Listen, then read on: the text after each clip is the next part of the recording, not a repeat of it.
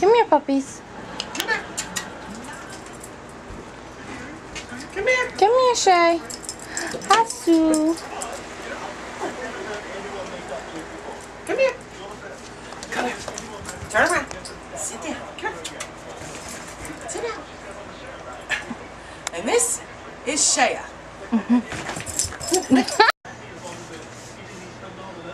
My family and I adopted her a year and a half ago at the Women's Humane Society. My husband and I decided to get a dog, so about 2 years ago, we went to the local shelters. We went to the SPCA, and then we went to the Women's Humane Society. We were amazed to see all the dogs that were up for adoption, especially pit bulls. But as we were looking through the dogs all lined up, we saw Shea, a little brown dog. She's cowered in the corner, all scared. My husband looked at me and said, "Hon, we got to take this one home." So she became part of our family very quickly. So she came home, and we've never heard of a puggle before. She was really cute. So the nice thing about adopting her was she had all her shots.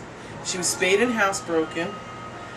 And after a few days we adopted her, I started looking around at all the local pet stores to see, what they had. And we came across the puggle. Can you believe she was an $800 dog? We only paid $35. Also, another nice thing about the Women's Humane Society is they put the dogs through tests, temperament tests. They make sure that they are animal friendly with other animals. They make sure that they're friendly with children. So when we brought Shea home, we didn't really have to worry about her and my son or her biting someone. Well, I asked you here today because I wanted to tell you about the horrors of puppy mills. And if you're looking for a pet, adopt. A lot of your pet stores, they buy their animals from the puppy mills. So you're not getting a healthy pet. A lot of times you're getting a dog that's been inbred or diseased, and you don't know it till you get it home. Then you end up paying huge vet bills. So if you can't adopt, please support your local shelter. They need money, they need funding. And according to the Humane Society of the United States, overpopulation of animals in shelters is staggering. It's so sad to see all them unwanted animals. The estimated total in shelters each range between 6 to 8 million animals. That's a lot of animals, especially when there's only 3,500 shelters in the United States. And each year they have to humanely euthanize 3 to 4 million animals because nobody wants them. And they don't have enough room to house them all. The shelters are really becoming overrun.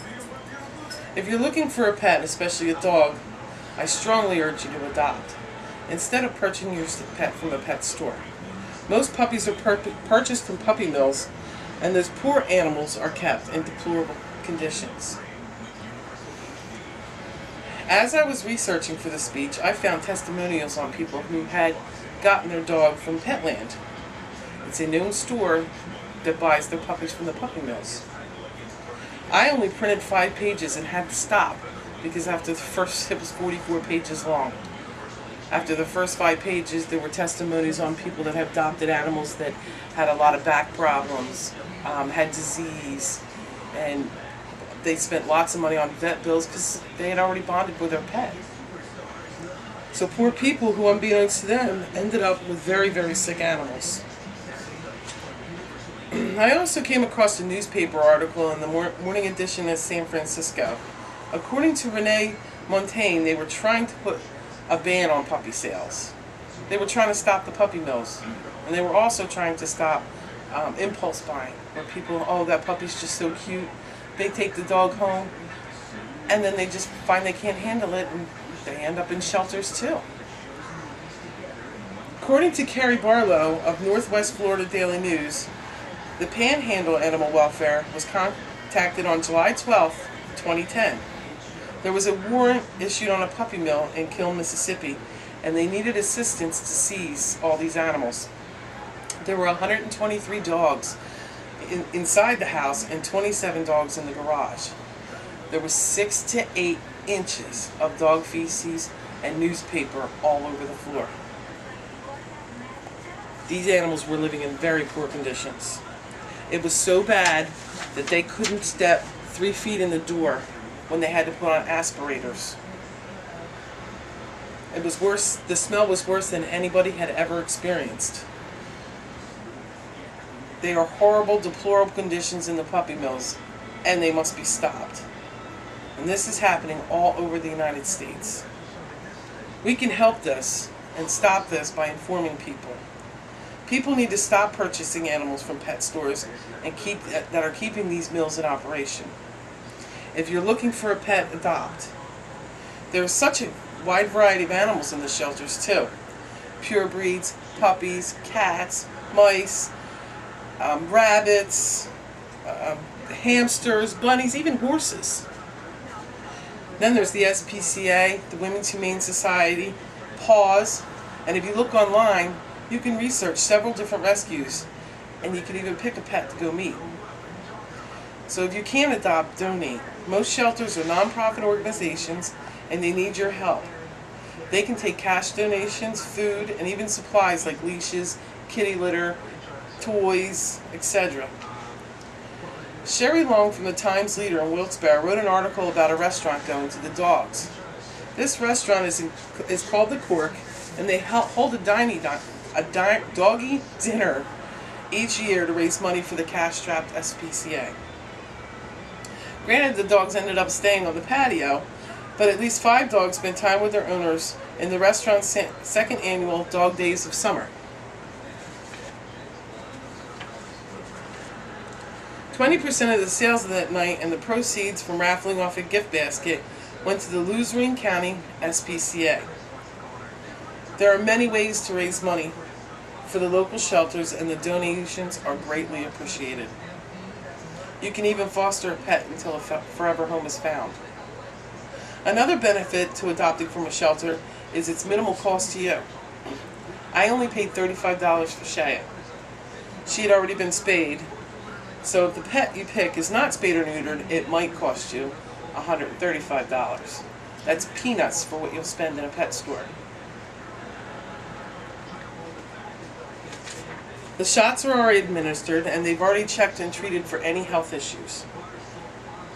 And they are tested for adaptability.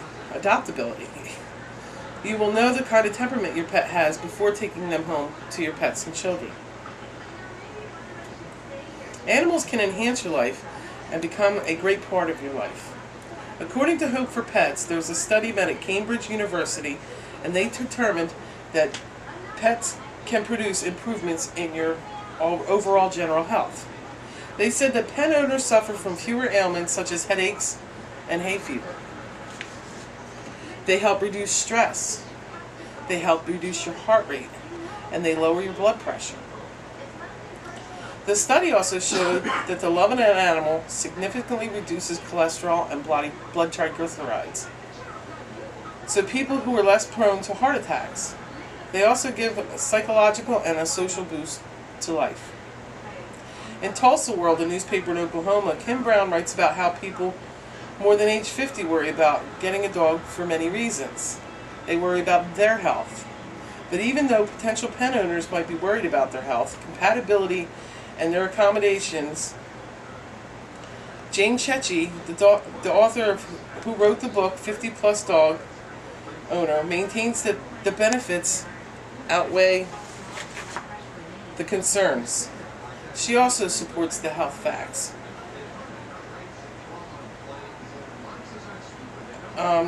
That canine bonds can greatly reduce stress, lower blood pressure, lower cholesterol levels, and lower heart attack rates.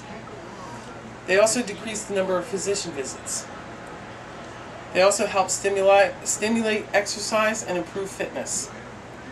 She also strongly recommends to not buy from puppy mills or pet stores. So in my conclusion, I would like to say that animals make great friends and companions. They have unwavering love. They do not judge, and they will be loyal for the rest of their lives. I urge you, if you're looking for a pet, please adopt. Shut these puppy mills down. If you can't adopt, support. Our friends need our help. And if you look into the big loving eyes of Shea, how can you not fall in love? And this is everyone that endured Yay. it. Thank you, thank you. Shea. Asu, baby. So we took walks, we saw movies, then once in a while, Asu. light a candle, play a little